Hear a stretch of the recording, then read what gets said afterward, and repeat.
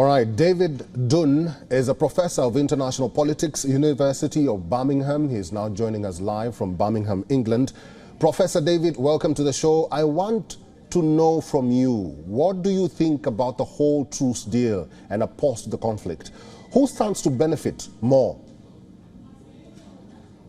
Well, the good thing about this short-term initial agreement is that both sides benefit. The Palestinians get 3 times as many people released from Israeli jails as the Israelis do, and they get an opportunity to have supplies come across the border, very much needed water, fuel, food, and medicines for the people of Gaza. And of course, the Israelis will get up to 50 of the 240 hostages released as part of that process. So this is a win-win situation for both parties. The difficulty is taking it beyond this particular phase. Professor David, both sides have expressed willingness to extend the truce and the ceasefire. What will be the terms that both sides will be looking at before the extension is agreed upon? Well, part of the problem there is that it's not clear that Hamas has possession of the remaining women and children. So what the Israelis are asking for is a list of the names of the people who Hamas has in their possession.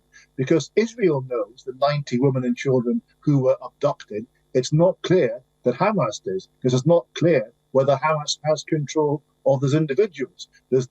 We learned from the Prime Minister of Qatar that actually other groups, including Palestinian Islamic Jihad and other gangsters, may actually have control of those individuals. So the Israelis are wondering whether Hamas has them, or indeed whether they're still alive as a consequence of the abduction or the military action that's taken place in Gaza subsequently. So Israel is very concerned that actually the Hamas side may be bluffing in their promise to try and release more women and children as part of that process. Hamas also isn't keen to release the non-women and children.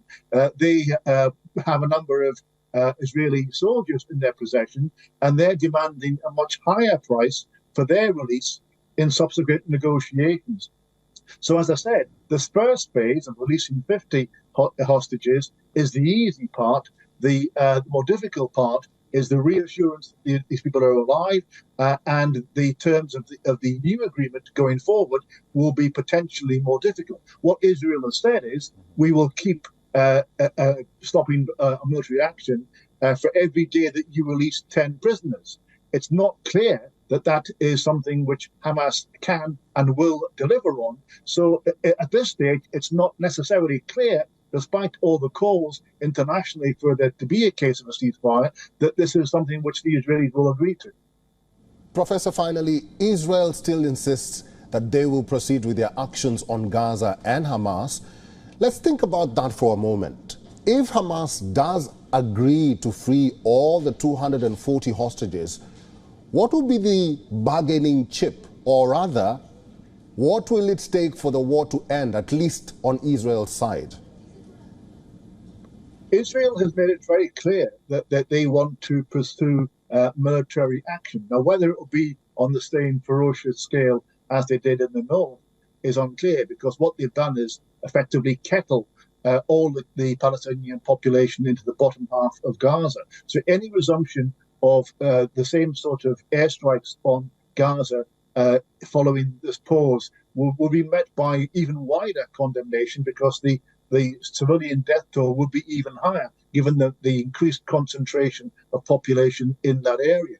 So they may well resume military action, but it's unlikely to be of the kind that was done previously. It may well involve using insurgent groups of commandos to go in, or things like that, rather than necessarily the widespread bombing that we've seen previously. But it's not clear to the international community that Israel has a clear strategy. They talk about this need to destroy Hamas and to make it incapable of attacking Israel again. It's not clear how they do that, given the concentration of humanity that's now in southern Gaza. And that's partly why the international community, including the Americans and the Europeans, the Secretary General of NATO, and a whole variety of other voices, are calling for Israel to stop, because it's not clear that actually Israel has a means to achieve the objectives that it states.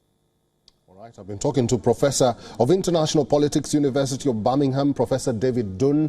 Thank you very much for talking to us today. Always a pleasure.